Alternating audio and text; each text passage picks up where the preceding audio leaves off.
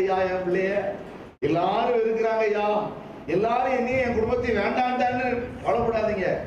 ஏன்னு கேட்டா ஆண்டவரை கூப்பிட்டு கேட்டா, ஆண்டவரே உங்க பேர் என்னன்னு கேட்டா, உங்க பேரையும் உங்க குடும்பத்து பேரை தான் சொல்லுவாரு. சொல்லுங்க அல்லேலூயா. ஆமா, கலங்கிறாங்க. கர்த்தருக்கு ஸ்தோத்திரம். எல்லாரும் வேண்டான்ட்டாங்க.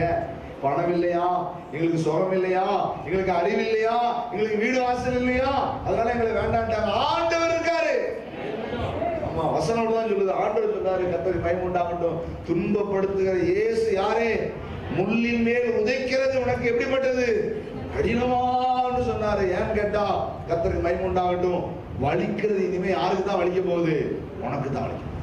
கர்த்தருடைய பிள்ளைகளை யார் வேதனைப்படுத்துறாங்களோ, வலி இனிமே யாருக்கு, எவ்வளவு வேகமா உங்களை அடிக்கிறானோ அந்த வேகமா அவனுக்கு தான் அடி விழ போகுது.